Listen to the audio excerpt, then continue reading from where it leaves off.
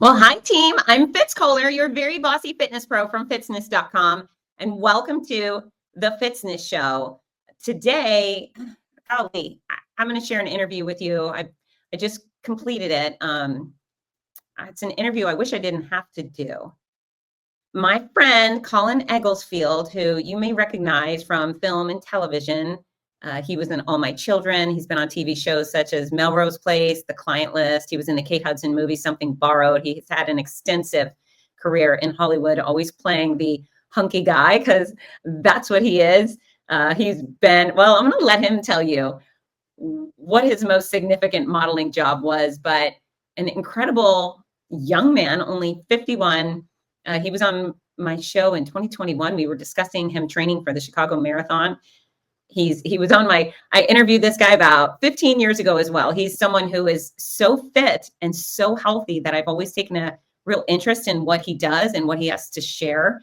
He's just a really wise guy too. And I don't mean wise guy, not a Weisenheimer. He's filled with wisdom. And he actually does a lot of work right now in his career to help people and guide them with wellness retreats. And he has some books out. ColinEgglesfield.com is where you could be looking him up right now. But Colin was just diagnosed for the third time with cancer. It's so upsetting. It's just so upsetting. You know, I pre my cancer diagnosis, there were, like my dad and my grandparents and friends were diagnosed with cancer. But then I guess once I was diagnosed I get this real compassion because I've been there. It's so scary. It's so stressful. And now I have so many friends. My Cancer Comeback series books has expanded my horizons, my realm of friends with cancer. And I'm grateful for those friends, but it's everywhere. And I don't know, the other day I was on Instagram and I see Colin in a hospital gown in a hospital setting, and he has incisions in his abdomen. And I just thought, what the hell is going on? And it's cancer. And so I reached out and I said, Colin, would you like to come on my show and share? And I knew he would because he's so open and he's so eager to share his experiences to better others. And he was as open and honest as a person can be. So his first two cancer diagnoses were testicular cancer. And this third was prostate cancer. Again, he's only 51. And what I find is that men aren't really comfortable talking about either type of cancer, where women, golly, we're standing on the top of roofs saying, hey, everybody, look at me, I have breast cancer and I only have one boob or this or that. You know, women are so open discussing these difficult issues and men not so much. I mean, obviously, removing testicles or having radiation would come with some obvious challenges to a man. And then removing your prostate also comes with some really difficult decision-making and possibly life-altering consequences. So I'm really grateful Colin agreed to come back on the Fitzness Show, and he just shared, and he's going to be okay. He's going to be okay. I believe he's going to be okay. But tough stuff, but boy, is this a good listen. Cancer, no cancer. He's got a lot of really interesting, valuable pieces of wisdom to share. And I think we should all hear it. And if you know any men, that's right. If you are a person who knows a man, you should make that man listen, because Colin's talking about the things men refuse to talk about. And then if you are a woman who cares about men and would like to be knowledgeable about some of the experiences a man in your life may endure at the hands of testicular or prostate cancer, you should listen. It is so good. And again, I'm so grateful for his time and willingness to share. So here he is, Colin Egglesfield. Yeah. Okay. How you doing? I'm wonderful. Thank you. How are you doing? I am still a bit sore. Okay. But I am feeling better than I did yesterday. So I love that. I love that. So let's get right into it, because I hate that you're going through it again. Let me just adjust my lighting here. Sure. Yeah, it's been a crazy past few weeks, as I'm sure you can imagine. How's everything with your health? So I think I'm 4 years out of treatment and 5 years in remission. All right. Yeah. Yeah. Excellent. Yeah. So I'm doing great. So last time we talked was in 21, and you were telling me about having to deal with testicular cancer and marathon running. And now here we are. I was just on Instagram Mhm. today and I saw your image and I just about died inside. So what's going on, Colin? Yeah. It has been uh, I would say a very tumultuous, confusing, scary, relieving past few weeks. I was diagnosed with testicular cancer back in 2006 when I was working on all my children, and was getting got radiation treatment.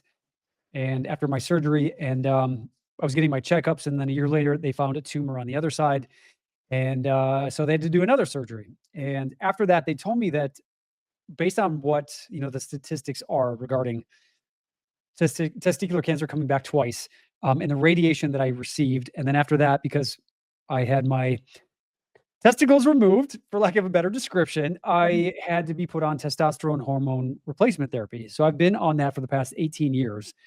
The benefit to that is that most men, as they get older, their testosterone starts to level off.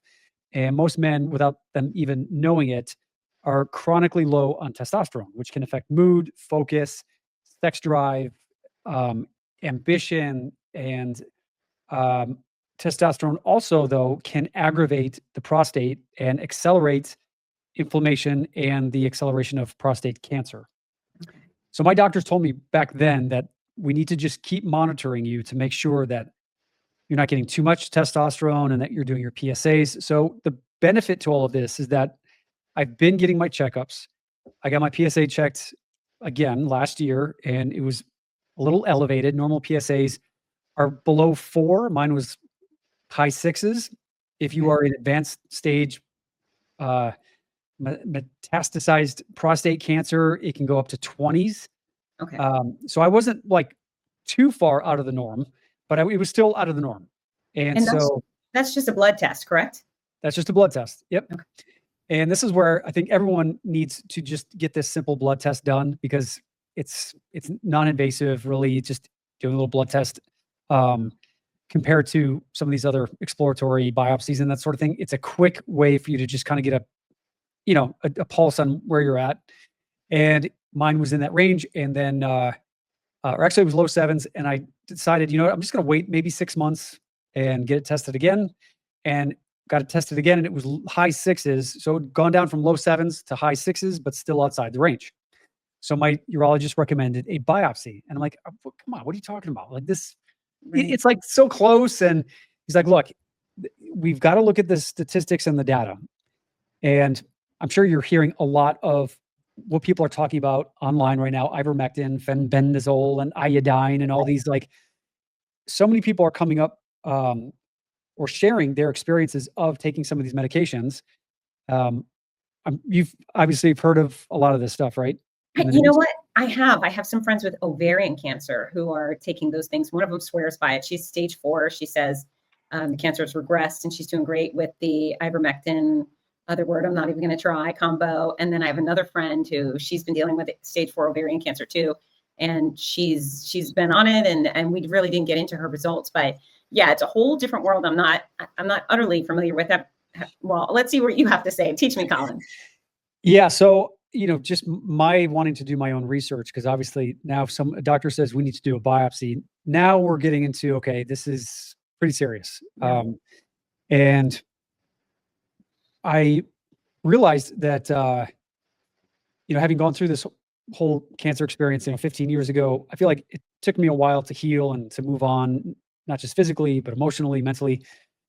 And then for a while, I was just not wanting to even have to deal with this again.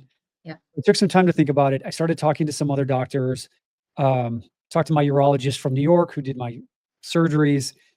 And the consensus that I kept hearing was that most men die with prostate cancer rather than from it. Most men get diagnosed with prostate cancer in their late 60s, 70s, and 80s. And that there's ways to treat it where it's not the like the massive decision of getting a prostatectomy where they go in and remove it, you can get these radiation pellets that are put in there that show a high degree of efficacy with shrinking the cancer tumors or whatever, and putting it into some remission for a while. So I was looking over these different options, but they said we can't know anything or what to do until you get this biopsy. And so finally, it's all right, fine. I got to look at this and hit it straight on. So I went and got the biopsy, and that's a pretty uncomfortable experience where they ram the probe up, the rear end, and they, with 12 clicks of this machine, it's like you can hear it every time it clicks, and you're like, oh. So sorry. So walking out of there, just a little, sore, and but after a week or two later, they came back and said that the Gleason score is what they use to determine the pattern and the size of the cancer cells that they find. And my Gleason score was, again, somewhat outside of the normal range on one side of my prostate. And so they recommended that, most men in this situation are in their 60s, 70s. We'd say, you know what, we can do the radiation pellets and you should be fine. Right. But they said, because you're 51, that if we do these pellets, first off, you've had radiation 15 years ago. So we don't recommend doing more radiation because that can cause scarring and complications later down the road. And you'll probably get into your 70s or 80s and may have some more prostate issues with other cancer tumors coming up. So we recommend you just removing it right now. However, prostate removal, because your prostate sits right underneath your bladder, the urethra that goes from your bladder, it goes right through your prostate. Really? Yes. Okay. Out through your unit, and that's right. When your urine goes through the prostate. There's 2 sphincters on either side of the prostate before your pelvic floor. So there's essentially 3 stop gaps that control your urine flow. When they take your prostate out, those 2 sphincters get removed, and now you only have your pelvic floor to control your urine flow. Okay. Because most men don't really focus on doing Kegel exercises. Most men's pelvic floors it's not tuned in to squeeze and control the urine flow. Okay. So that's the rehab that I'm going through right now, because I ended up doing the prostatectomy, is learning how to control that urine flow. So after the surgery, after they take the prostate, they have to reconnect the plumbing. So they have to then put a catheter inside. So that was fun, having that for the first 5 days, and your collection bag on a walker. Lord. And so it was full on. Thankfully, I had my girlfriend and good friend of mine staying with me to be able to make sure that this is taken care of. And I'm telling you, when your girlfriend changes your urine bag for you, this is the kind of person that you want, and that is a great life partner. Because I think health issues really can test relationships and can make you really realize who your true friends are and the people that really love you. And this experience has really shown me who my real friends are. The outpouring of support has been amazing. But with the surgery, it's called the Da Vinci machine, where they do 6 incisions laparoscopically across your stomach. 1 through your belly button, 2 on either side, and then 1 above. And they insert these cameras and this mechanical arm, because the nerves that control your erection function cradle the prostate. And so they have to go in and essentially scrape out all the prostate tissue, and they've got to be careful not to nick any of these nerves, because if they do, it can affect your ability to get an erection. Yeah, permanent damage. So with this machine, because it's robotically guided, they're able to be very precise and get as close to the nerve endings or nerves as possible. But there's still a little bit of prostate tissue around there. And so this is where the monitoring comes in, and where you may hear, well, my uncle or my grandfather had prostate removal, but there is still possibility of the chance, because there's still some tissue there, that sometime down the road. So I've just got to continue to get my PSA checked. I'm doing my physical therapy for the Kegel exercises, and the protocol for prostatectomy afterwards is every day I take a Cialis, erectile function It's like Viagra. Okay. And so on that every day. And so just even having this conversation may sound, or, just seem weird to be talking about urethras and penises and prostates and replumbing. But I think since I've been posting on social media, there's been a lot of outpouring and people asking questions like, so my husband was just diagnosed, or my uncle had this, or I'm speaking to a friend of mine because his father just got diagnosed with prostate cancer. So there's a lot of people with a lot of questions. And so this is where I feel just even having these honest conversations about what it entails, what it's like, the emotional roller coaster of, am I ever going to be able to have sex again? The urine, the incontinence, and how long is that going to last? And so thankfully, I feel like each day I'm feeling a little stronger. I'm still even just, I'm almost 3 weeks. Thursday will be 3 weeks from my surgery, and I'm still really sore. Just hard to twist and move and cough, but it's just taking each day one day at a time, and just I'm just more than anything grateful that that part is done, and now I can focus on what I can do to get better.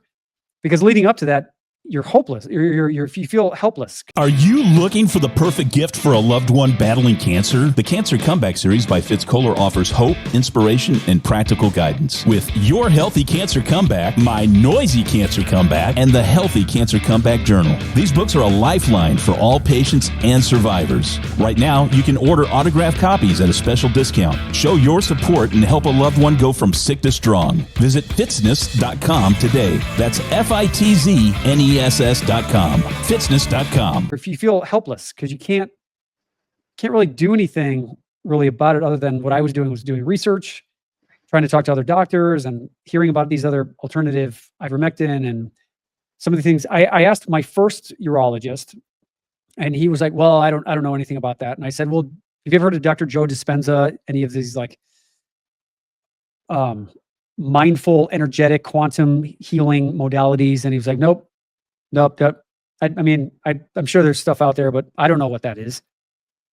And I'm thinking, you are a medical doctor, and this is what you treat prostate cancer, yet you haven't even done any of, I get you get trained in medical school a certain way, but why wouldn't you start exploring other things that are out there just to even know what's out there, Right. They should be able to at least tell you why it's terrible or why it's useless.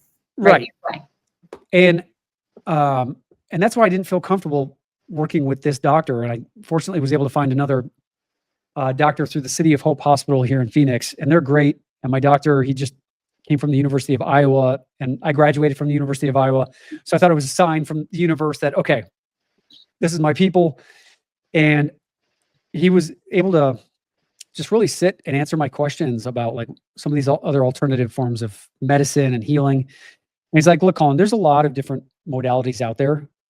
He said they may very well help shrink cancer cells in some people. And the problem is there's not enough of the statistical sanctioned FDA regulated studies for us as doctors in the health professional industry to be able to recommend this stuff without the liability falling back on us for recommending things that have not been studied or proven to be effective.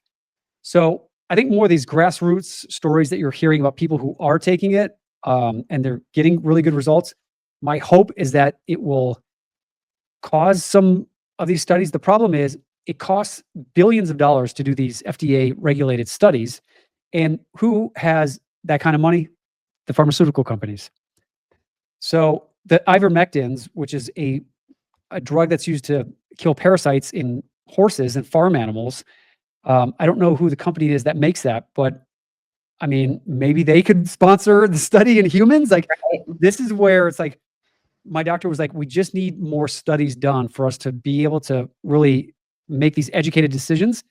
He said, but what we do know is based on what we see with you, and of course there's always outliers, but with your prostate cancer, and we caught it early, he said, you've got about a 5-year window. This is a slow moving cancer. So you've got about 5 years, but the longer you wait, the chances are that these microscopic little cancer cells might escape out of your prostate and get into your liver or your kidneys or your Right. brain. And so I wanted to do something quickly about it. And so I took about a year where I was looking into, Oh, is that right? So you were diagnosed with prostate cancer a year ago?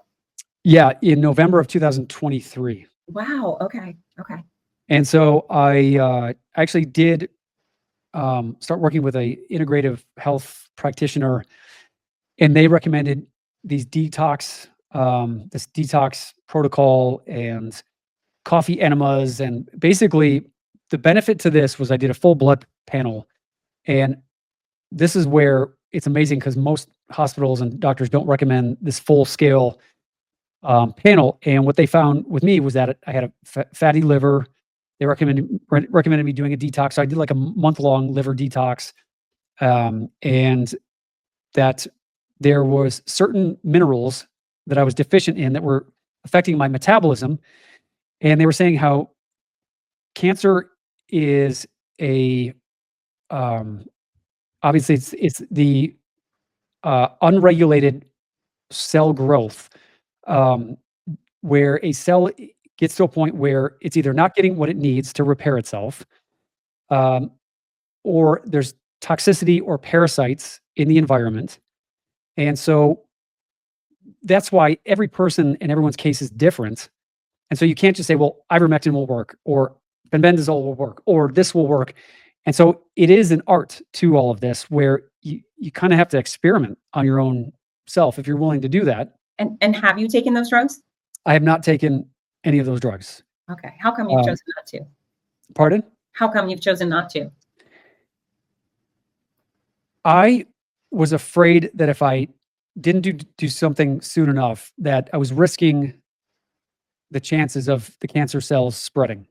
I mean, also like in conjunction with, or was that just, and I'm not second guessing you. I'm learning about all of these, the ivermectin thing. It's very interesting to me how with COVID, how the world went nuts when people started saying, I'm taking ivermectin and it works. And how the media was like, no, you can't have that drug that's been used for eons and guaranteed, safe for almost everybody. It was, I had never heard of ivermectin before, but it sure was curious how people freaked out and how dare you even suggest it, even though people were saying it was helping them. So yeah. And what I'm curious about is why can't we talk about this in the media? Why do people get shadow banned on social media? Like even Mel Gibson was on a podcast and he was like, they were taking, the Joe Rogan. Yeah. Uh-huh. Yes. And Joe Rogan was like, ivermectin. Bingo. Because for whatever reason, I don't know why, like what is Facebook, Meta, what does X, and like, what is, like, are they beholden to the FDA, or like who is saying that this stuff can't be talked about? This is where it's really confusing. Yeah. And it gets to be confused. It's just, I get there's a lot of money in pharmaceuticals, but I think at a certain point, if more and more people are starting to take these things and they're seeing results, hopefully, again, there's going to be some FDA regulated studies, and not that the FDA is the end all be all, because you hear stories about with the OxyContin scandal where the head of the FDA approved OxyContin and then ended up getting hired by them after he quit the FDA a few months later to go then be on the payroll of the Purdue family. So aren't they trying to make a rule? It's those folks cannot work as a lobbyist or in the pharmaceutical industry for 5 years after leaving a government job. That's a good question. Yeah, I think I heard that. Yeah, it's I do have faith that some of the craziness that's been going on is going to change. I think we're on the precipice of a new freedom to have the conversation, and the truths will come out. What do you think? Such a good question. It's a really good question. What I'm really fascinated about is like quantum healing, and like what Joe Dispenza talks about in terms of doing the meditations and visualizing your healthy cells and your body being repaired, and even this integrative doctor that I was working with, I tried it for a few months of like really being conscious of what I was eating, to the point where like no seed oils and no processed foods and no this and coffee enemas and Is that exactly what it sounds like? yeah, I never actually did it, because when I saw what you had to do, like stick a funnel up your rear end and put coffee in there and let it sit for like 10 minutes and then you flush out. It's definitely a lifestyle. And I feel like if I was living in a vacuum, I could practice all this stuff, but with traveling and going out for meetings and dinners, and it's really hard to eat healthy to the like on that type of level where you could at least even try to see if doing that would have an impact on cancer. And it got to the point where I was like, I have to make a decision here. Either I stay at home and be a monk and eat like chia seeds and drink water for the rest of my life, or I just get the surgery and be able to live a normal life and not have to worry about, is this cancer going to spread any second?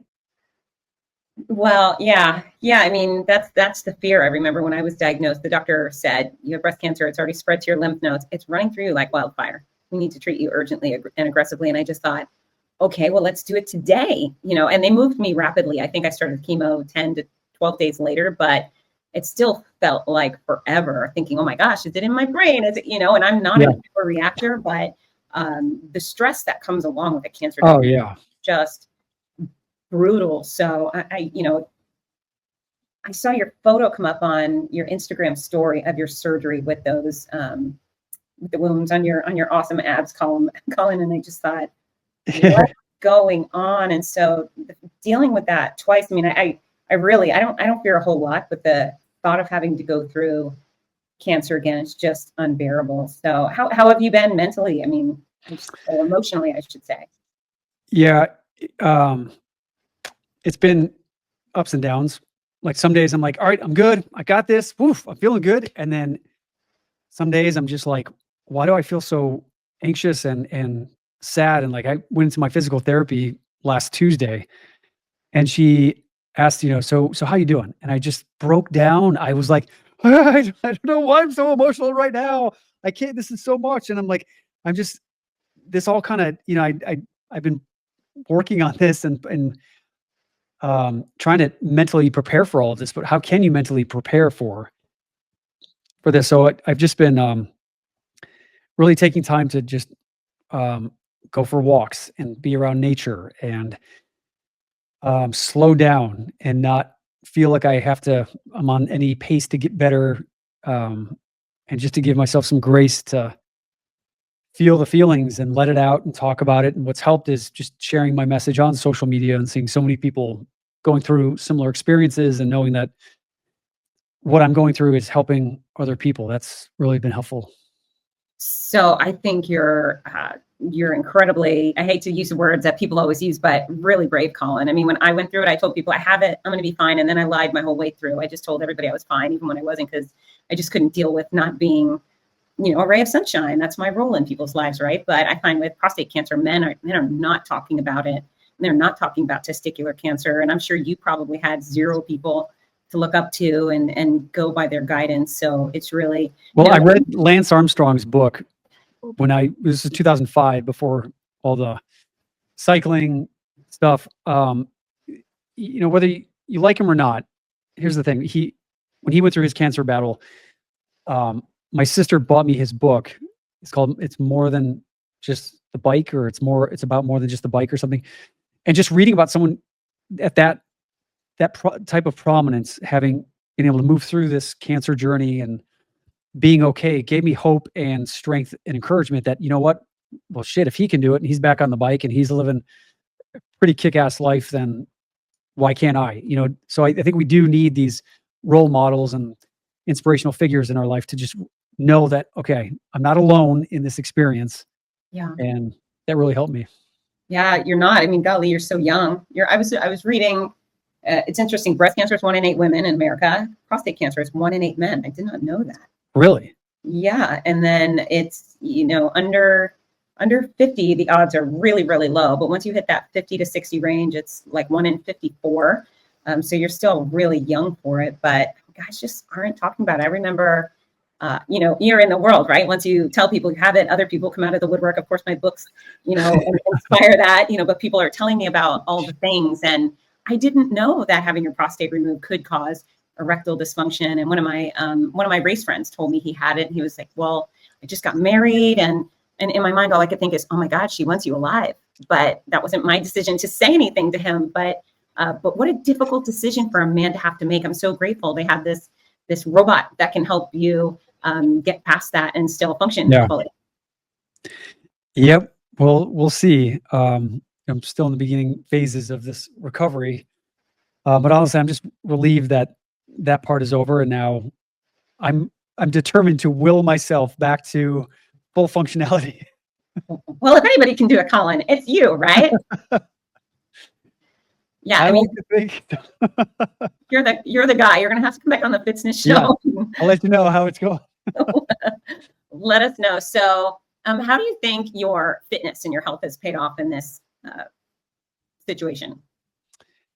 I feel like my recovery has been very quick, and even doctors and physical therapists were like, "Wow, you're already up and walking and moving," and they're like, "Slow down, don't go too fast." And I think what's been great about being active and doing my weight training and biking and running is that a lot of it is all about blood flow and and the more active you are, the more blood flow gets to the parts of your body, and blood flow delivers nutrients to our cells and it pulls away the toxins away from cells as well.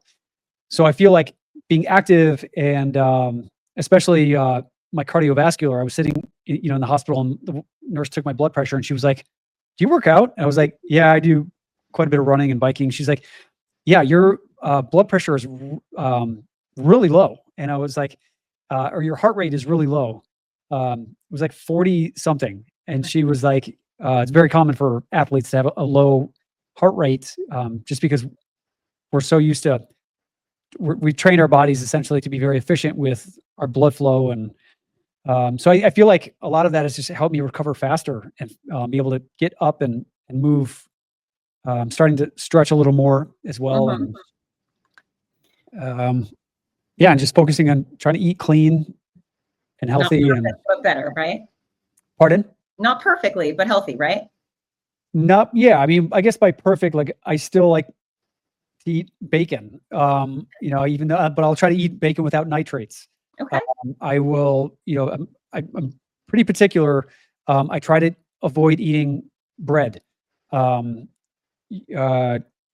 if it's a breakfast burrito and there's a little flour, in the tortilla, fine. But for the most part, I will, try to skip as many carbs as possible, unless it's like a sweet potato, where it's, all natural. I try to eat, lean meats and I switched to chickpea pasta, but I just saw last week that a lot of chickpeas are sprayed with, what is it? Glucoline,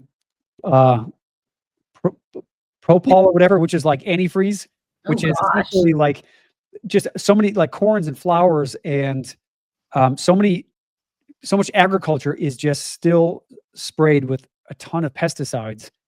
And this is where, like, you think about, well, why is the rate of cancers skyrocketing? And it makes sense if you're constantly eating pesticide laced food and you're eating food that has a lot of just fake stuff in it. I went to the farmer's market here in Scottsdale, and there was a guy who made his own organic chocolate. And I was like, he said, "There's no emulsifiers in here, like soy lecithin." Okay. And I said, "Well, yeah, what is that? I've seen soy lecithin in a lot of, because I love dark chocolate, and dark chocolate is healthy for you. It's got a lot of antioxidant properties." So I try to eat it every day, to be honest with you, even just like a little piece.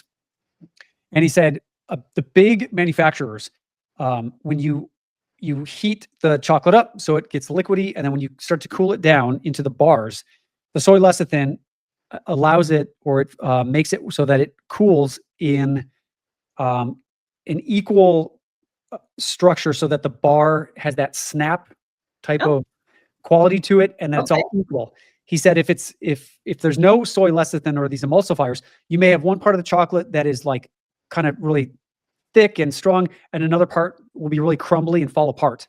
Okay. So the soy lecithin unifies the consistency of the bar, so it is that consistent snapping, firmness. Okay. And he said for organic chocolate makers like myself, with the soy lecithins can just gunk up your system. And he said, what we do is we heat it up and then we slowly cool it down, and then we heat it up again and then we cool it down. And he said it takes longer, and it's more of there's an art to it. It's almost like brewing coffee. Do you brew it for like 4 minutes or 10 minutes? And what kind of water are you using? Okay. So there's an art to it, but it takes longer and it's more labor intensive. So he said for the bigger manufacturers of chocolate, they just throw that lecithin in there and it allows them to just cool it down and then ship it. So it is that mixture of, healthy things cost more, unfortunately. So it's fascinating because people ask me, why do they say there's breast cancer run in your family? And I'm the one. It's just me, lucky me. Yay. But I'm a vegetarian. I exercise. I try to pinpoint what would I have done? I drank like a sailor when I was in college. Oh boy, did I ever. And alcohol is certainly something that is a carcinogen. It's been a long time. And I'm not radical about anything, Colin, but I sat down, I listened to RFK Jr. and I thought, some of that makes sense. Are there chemicals? I mean, I've never been that girl thinking what chemicals, but I think we should think about those things. I'm glad there's somebody who's going to be in charge that cares about those things. And I'm not the expert, but perhaps there are people who are that could help us out. Why do we have certain dyes in our food that are banned in Europe? Exactly. Right? Yeah. Yep. And it is good to see RFK in there, stirring some stuff up and hopefully making it so that there's more of a democratization in healthcare where it's not controlled by, these pharma lobbyists, and where we're able to at least be able to have these conversations without feeling like we're going to be censored, I guess. Right. Oh my, well, nobody's ever censored my show. That would be so awesome. They're like the Fitzness Show. We got to take it down. So many years ago it was my first time visiting Europe. I landed in Honfleur, France, and it was 50th anniversary of D-Day. And what a stupid person. I didn't go over to those festivities, but I'm walking around Honfleur and there's a little grocery store. And I thought, that'd be cute to go check out a French grocery store. And they sold their chickens out front with their heads still attached. It was just these dangling chickens. And I thought, yikes, no, thank you. And I decided, if the FDA wasn't involved, I wasn't eating meat in any other countries. And I've traveled abroad extensively and I never have eaten meat over there. But now I think, I don't know if I'm so impressed by the FDA anymore. Maybe I should have had some chicken over there when I was eating that. I don't know. I think some major improvements need to make because the cancer cure rates are rising, which is wonderful. The medicines are getting better, more effective. I can't wait till they get vaccinations for so many of these diseases, right? But the diagnosis rates are increasing for the under 50 crowd. Younger and younger, more and more people are being diagnosed. And I just can't think it's anything but the environment and the things we consume. Definitely. I think you hit it right on the head when you said there's so many chemicals that are banned in Europe. I think there's like over 2,500 chemicals that are banned in Europe that we allow in our foods, our cleaning products, our makeups, our all kinds of stuff. Well, they say it's like the dyes. Okay, well, let's say we're going to eat whatever's in a Cheeto. Does a Cheeto have to be orange? I don't know. I mean, could we eat a white Cheeto? I probably could. I mean, I don't know how much influence these colors have over our decision. I mean, maybe if you're a kid and you're looking for something fun. Oh yeah. I mean, come on, look at Lucky Charms and Fruit Loops. They're so fun to look at. Of course it's going to be. And the thing is, they've done studies where our brains are just hardwired for bright colors, which are the fruits, lemons, oranges, blueberries, cherries. And so these food companies know that as long as they create these big, bright, enticing colors on these boxes, it triggers our reptilian brain to think, that's food, that's sustenance, let's get it. Now, on that note, how come people aren't looking at cherries and oranges and lemons and saying, let's eat some of that, because I feel not enough people are eating enough produce. You know what I'm saying? If So- that's drawing people in, why are they steering clear of the produce section? Yeah, because it's the presentation. And when you go to the grocery store, that's why marketing, people who are great at marketing, they're great at what they do because they present something where it is either sexy or it appeals to the reptilian part of our brain. So if you look at, pomegranate juice, where they've taken something where pomegranate juice, no one really heard about it. I mean, it's red, they're nice. And then they create, cool logo with the heart on it. And they've had a cool marketing campaign about it. Marketing really has an effect on our subconscious decision-making. And they say roughly over 90% of our decision-making is subconsciously. And so you may consciously believe you are making a choice, but it is based on unconscious, subconscious programming, where you may not, and it may not always be based on fact. So what we do is we make a decision based on these beliefs that we have. And if it doesn't line up with the facts or with reality, we will try to find a way to justify it to fit into the narrative that we want to tell. And that's what cognitive dissonance is. And we see this a lot of the times in politics or in all kinds of things or like even just with food, like, you say, well, I mean, ice cream isn't that bad, where it tastes so good and it appeals to those feelings of making us feel comfortable, satiating. Part of it's biochemical. Cheese has, a lot of these, like cheese has, casein, whatever, and some of these other ingredients that mimic cocaine and heroin to the point where you get addicted to this stuff. So it all plays like marketing and what they put into foods to make them more.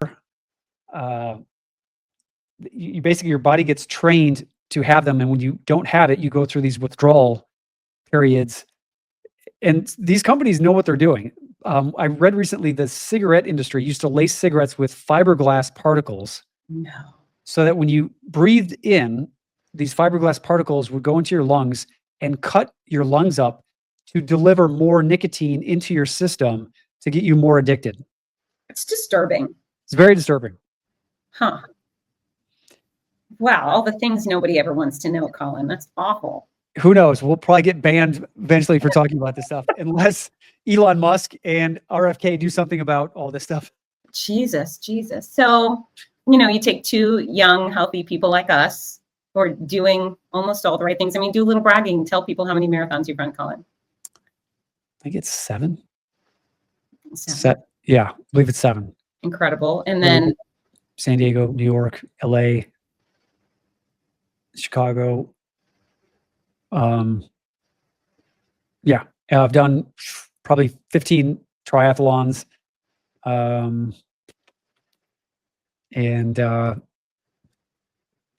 so anxious to get back on my bike and just be able to start riding again. Well, I bet that's coming soon. Do a little more bragging. Tell everybody what brand you used to be on the box for. You used to be on the box, the Calvin Klein underwear box. That's right. So from my chin down to like my mid thigh, I was the underwear box guy for like 5 years. So and when you're doing that, it's a good incentive. It's a very great it's a good incentive to keep you in shape. And working in front of the camera is a good incentive to make sure that you're eating healthy and you're hydrating. And one of the things that I really find fascinating is gut health. I really have realized that your gut health and what your biome is down there really has a lot to do with your mood, the health of your skin, just your autoimmune function. It's incredible. The more I see people focusing on creating a healthy gut flora, a lot of their issues just clear up. Yeah, I just had my favorite registered dietitian on my show. I just published today, Tara Collingwood, and she was talking about gut health and how it's so beneficial to have a little bit of each type of produce. And there's steps you can take. There's drug-free ways to improve your gut health and how necessary that is. So powerless. I think we both felt very powerless at times, where they say, you have this, and then you're stuck going, okay, how do we get rid of it? Help me, which I hate asking. I hate not being in charge of me. I feel like you're probably the same guy. So what are the things that you definitely do to control Colin? Well, you bring up a good point. I would say when I was younger, I didn't want to ask for help. But after my first cancer experience, I realized that I couldn't do it alone. I tried to do it alone. And when I was working on all my children, I was going through my radiation treatment. And after 3 weeks, I didn't tell anyone. Fortunately, my schedule lined up where I could go to work and go get my radiation treatment, go home, feel nauseous and flu symptoms and want to throw up, and then wake up the next morning, go back to set and work. There's one instance towards the end of my treatment where I had to get my scenes were scheduled for the afternoon. So I scheduled my radiation for the morning. So I went to the radiation, then went to the studio, and I couldn't get through my scenes. My director came over and just said, you're right. You don't look so good.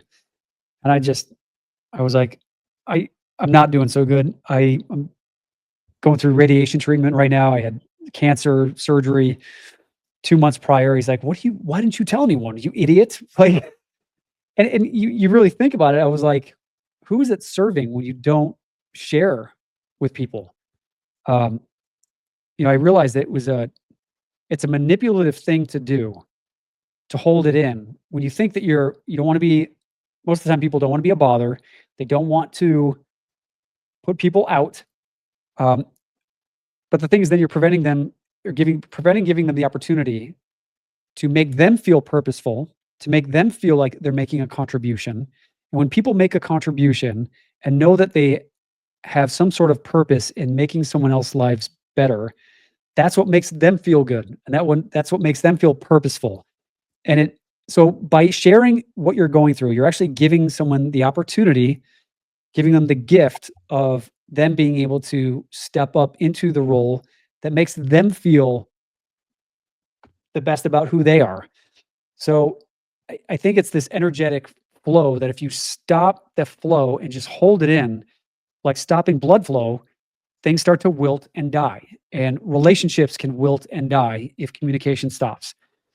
Your mental health can wilt and die if you don't share and get it out and let it flow. And being able to do all this stuff, then filling your cup back up so that you can then be out there and give to other people.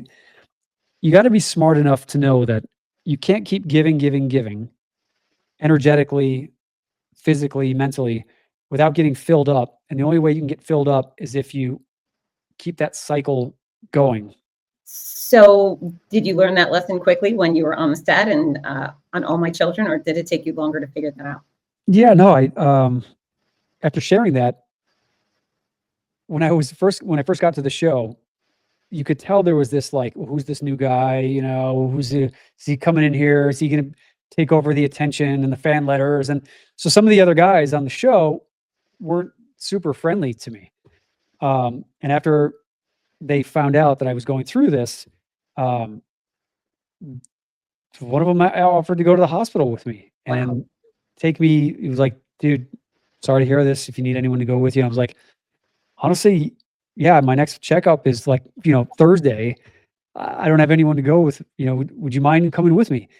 And I would say a few words to this guy on set, and we kind of just did our work and then went our separate ways. But this experience allowed him to show up to be the provider and the friend that deep down he authentically was. But I think sometimes we let our outside superficial perceptions of things and that reptilian part of our brain, which is all about survival, like, who is this? Are they a threat? But the more that we just tune into our heart center, and I just keep focusing on trying to find out what is amazing about someone else. And once they see that you're interested and they see fully seen and heard by you, their walls will most likely go down and they will show up for you. When these guys saw that my walls were down, and that I was in a vulnerable position, then their walls went down because they realized, well, this guy's going through a really difficult time.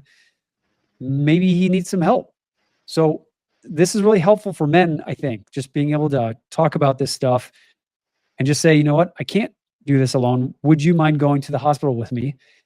And you know what? If they can't, then that's fine. People think, well, if I can't go, so you're going to think something bad. Like, no, this is where we got to have an honest conversation about, I will go if I can. If I can't, I will honestly let you know. And maybe I can help you find someone else who can. But people are afraid to have these conversations because people are just afraid of letting people down or putting people out or putting them in a situation. And people just, a lot of what I do and talk about, I teach a communications class. You can see here, over here, Beyond Impact. Okay. And it's Beyond Impact Communications Mastery.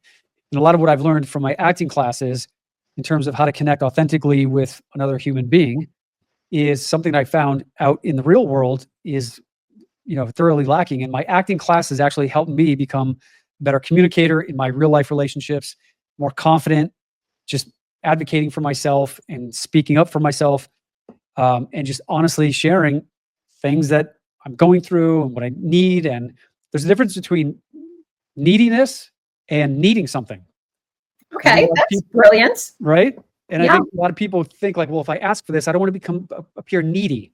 There is a difference where someone who's nagging and needy and someone who confidently asks for something that they need. Yeah. So a lot of it has to do the way in which you communicate something, the way in which you ask. If you ask with confidence and certainty, that's what gets communicated to the other side, where people don't like neediness. They don't like weakness. It makes them feel insecure. And it's part of our genetics where we don't want to interact with people who are coming across or seemingly needy. But if someone says, I need some help and I can take care of this and I'm okay with this, I just need some help here, would you be able to do that? Where it's an empowering conversation rather than a disempowering conversation. And this is some of the things that I talk about in my communications masterclass. And it's been profound to see some of the insights that I share with people, how the relationships shift and change, and changing our perceptions and perspectives on how we interact with people from a perspective of being right to a perspective of wanting to have a loving relationship. Because a lot of us want to be right. A lot of us want to see, honey, no, see, I told you I was right. See, but then that puts up a wall and prevents us from genuinely connecting with people. And it can be difficult because we've got to make some difficult decisions. And do you want to be right or do you want to have a loving relationship? And there's a middle ground there too, though.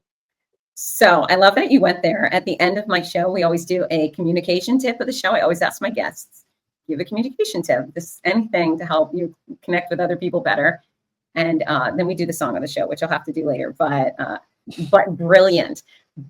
It's hard to ask for help. I remember, feeling like I'm a helper, not a helpee. Nobody helps Fitz Koehler. When my mortal started showing, it was really uncomfortable. But then I just decided, okay, I needed people to help drive my kids to school. I was just too sick to do some of those things, and I also couldn't feed them. I couldn't cook. I couldn't do a lot of those things. And so people were offering, and I decided, okay, this is the time. I will accept this help, and then I will spend the rest of my life trying to make it up to everybody else, just trying to pay it forward. And, that works for me. That works for me, and I do like helping, and it feels good. And then you're right. You got to let other people be that person, be the hero. Let them be the hero for the moment or the day. And it's just great advice. Now, for guys, give some pointed advice for men going specifically through prostate cancer, from nuts and bolts of the science stuff or the emotional stuff. What are you going to share with them? Because guys don't like to talk about this stuff, or they're afraid to. So I have a chapter in my book that I wrote. It's called Agile Artist: Life Lessons from Hollywood and Beyond. And I write about one of the chapters in there is called Free Ballin', because after my second testicular cancer surgery where I had it removed, I ain't got none. So I think being able to bring some levity and a sense of lightness and humor to this, but then also asking yourself the question, who do I choose to be in the face of this? And do I want to be someone who can look this uncertain experience in the face and create some certainty and some grace and create a positive outcome for myself? Or am I going to let life and this cancer dictate who I am, what my life is going to be, and how I feel about it? And a lot of the times as men, we thrive in environments where we have control, where we can assert our dominance and certainty. And that's why when men are out of control, a lot of the times they will resort to anger, because nothing gets you into certainty faster than getting angry. And so I think it's important that men go to the gym, put on your boxing gloves, tap into that masculine side of who you are, create that certainty. But we've also got to be careful about doing that in environments where it's safe, or we're doing that in the gym, in therapy sessions, with our friends, and be careful about unleashing that curiosity around people in your life, especially women who are mostly nurturing and wanting to provide these environments for us to feel safe in. And the story of the prince slaying the dragon and rescuing the princess, that metaphorically describes men. We need to learn how to slay our own dragon within ourselves, which is that self-control and that emotional intelligence, to be able to slay those angry, fierce feelings, to provide a safe space for women to show up, to be in their feminine, nurturing centers. Otherwise, if men were too much in our victim, blaming, woe is me energy, then women then have to assert and slide into their masculine energy. And then that can completely change the dynamics of a relationship. And men and women who love each other may actually be bickering the whole time, and they don't even realize why. A lot of it has to do with these archetypal and energetic shifts. And this is what I talk about in my communications class. A lot of the stuff that we get trained in as actors about archetypes and personality types, and creating your self-identity to play the character you need to play. And this is what I teach and I share with men in terms of really don't be afraid or shy away from leaning into your masculinity. This is the time when you really need to do that, but know that there are safe spaces where you got to create to be able to do that, so then you can show up for the people in your life who are there to support you. Well said. Well said. I love that you are also of the nature of control what you can. Right? You can't control everything, but there's certain things you can choose for yourself and practice, right? Yep. Huge. So what's next for you? Well, I've got to do my Kegel exercises. Right? Is that hard for a guy?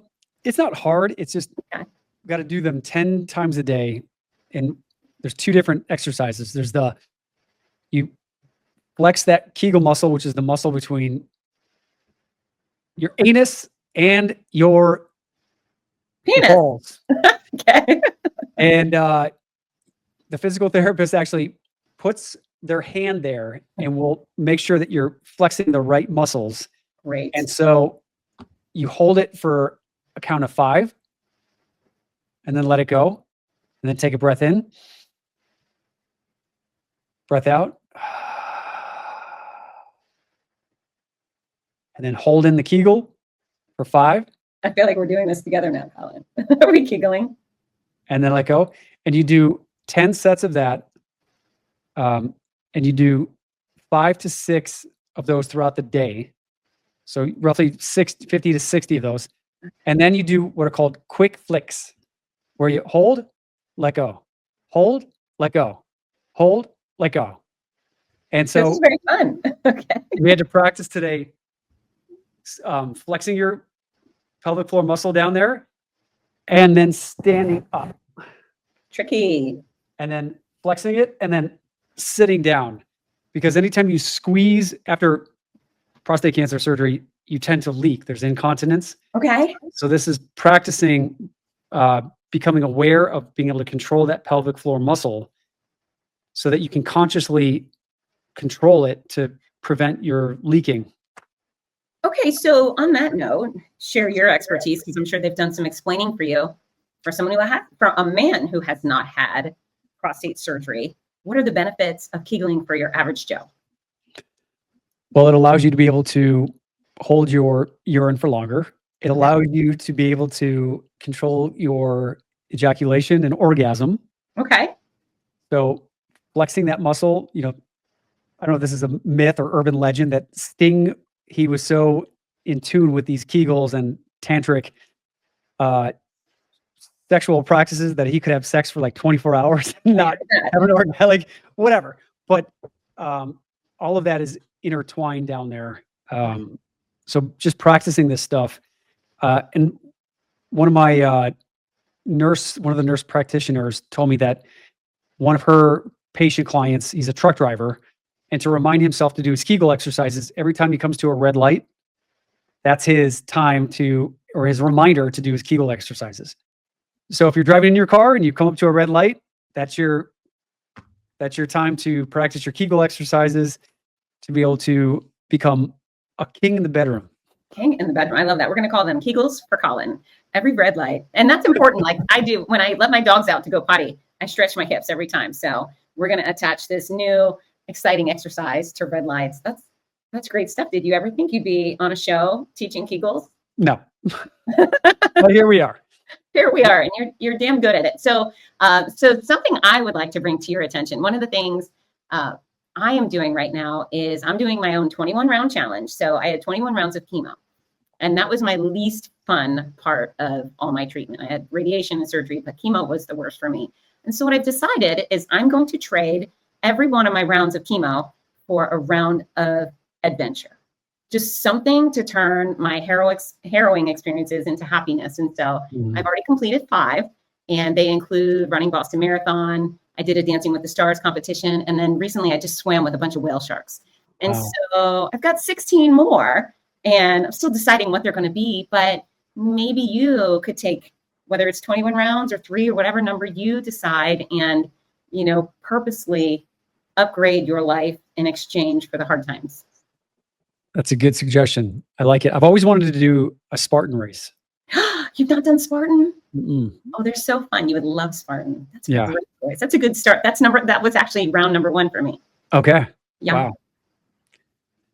So that's a good start, but make a list. Yeah, I definitely want to do another marathon, and that's a good suggestion. I'll think on that. Yeah. I mean, cancer certainly reminds us that life is short, right? Yep, absolutely. Yeah. Force joy down your own damn throat. Why not? Okay, Colin. So I am going to ask you for song of the show. If our friends are out running the Chicago Marathon or doing a triathlon like you or walking their dogs, what song would you have them add to their playlist? I Want Something Just Like This by Coldplay. Well, that's a really good song. Or I think it's Something Just Like This. Because it makes me present to the present moment. I want something just like this. I can't sing, but it just makes you realize like what you have is most of the time more than what 95% of the people on this planet could ever dream of having. And most of the time, the things that are the most precious to us are right under our noses, and we're so focused on the next best thing that song always just snaps me right back into the present moment. It makes me appreciate, yes, I want something just like this. I love it. And you are cancer-free right now, right, Colin? I am. They did the pathology on my lymph nodes and no signs of cancer. Thank God. And that's a big reason why I decided to do the surgery, because I didn't want to feel like a ticking time bomb. Yeah. Because when I did the testicular cancer, they did find cancer cells had gone throughout my body, and that's why they did the radiation. And I just didn't want to be in that disempowering place. I was like, this is something I can decide to do. And once I commit to it, boom, let's do it. Yeah. Cancer-free. Cheers to that. Cheers to that. Hey, thank you so much for coming to share your story. I just think it's really important. Us girls, we yammer on about the stuff all the time. I mean, the millions of women willing to stand up and shout about their boobs. Endless, but there's not so many men willing to do what you're doing right now. And I really think it's necessary. And we talked about statistics before. My favorite statistic for prostate cancer is that it's 99% of all cases are curable. Good to hear. Yeah. I try to not pay attention to too many statistics because I think what happens then, your brain can get fixated on one demographic or the other. Right. And something that resonated with me when I was reading Lance Armstrong's book was that when he was diagnosed, he went to both the Houston Cancer Treatment Center and the University of Indiana. And the doctor at the Houston Center said, yep, we've got protocol chemotherapy and, high success rate of, shrinking tumors. And Lance said, well, will I be able to ride my bike afterwards? And the doctors at Houston said, no, unfortunately, it's going to damage your lungs. And it's just, don't expect to get back to where you were. And then he went to University of Indiana and this doctor said, we're going to do this, we're going to do this, we're going to do this. And Lance said, so will I be able to get back on my bike? Yep. You're going to be back on your bike and you're going to be better than you ever were before. And Lance was like, well, they just told me down to Houston, like these drugs. And he's like, nope, this is different. And he said that, this is the way we do it. And don't worry, you're going to be back on your bike. And Lance asked him, well, how do you know that? And the doctor said, because as good as you are on the bike, I'm better as a doctor. Wow. And Lance was like, okay, I want to go with you. Yep. And that's where the power of creating the certainty in your life has a huge impact on your outcome, on the way you show up, the way you wake up in the morning. And after Lance was treated and he was cancer free, he went back to go see that doctor again after a year later. And Lance was like, you were right. And Lance was back cycling again. And the doctor was asked, I think Lance asked him, so when you said that I was going to be okay and I was going to be cured and I was going to get back on my bike, he said, did you really believe that? He said, I have to believe it. And he said, the statistics, if I gave you statistics, if I said it was 5% or 10%, your brain will go towards that. Well, I only have a 5% chance of survival or a 15%, and your brain will fixate on statistics. And so this is where a lot of people will say, well, do you want to read about this? Do you want some literature about prostate cancer? Nope. Yeah. I let the doctors do that stuff. I handle my mindset. I handle what I can control. I handle my well-being, my breath work, my diet, my exercise. Let the doctors worry about the statistics. Yeah. And I'm going to just do me. And I write in my calendar, and I created this 90-day playbook, which is all about creating certainty in your life. It's called the 90-day manifestation playbook. And so it's all about creating the certainty in your day by writing into this brain dump bucket what you have to accomplish for that week. And then every day you get the opportunity to create your day by writing in here who you choose to be as your self-identity, what you want to manifest for the day. I've got your check-ins for 6 glasses of water, your 2 workouts, or your workout, your 2 meditations. And then over here you have chakras, which are all about repeating the mantra of who you are. So there's 7 chakras. The mantras are, I know, I see, I speak, I love, I do, I feel, and I am. And so every day you can create the energetic, clockwise, open circular motion of opening up your chakras and just repeating, I know that I'm healthy. I see that I'm going to have an amazing life ahead of me with an amazing family.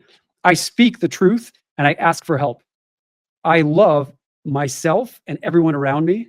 And I love this experience is allowing me to wake up to the challenges and what's important in life. I do the things that most people will never even think of doing. I feel strong and healthy. And I am the most badass motherfucker that ever walked this planet. And cancer doesn't have a chance against me.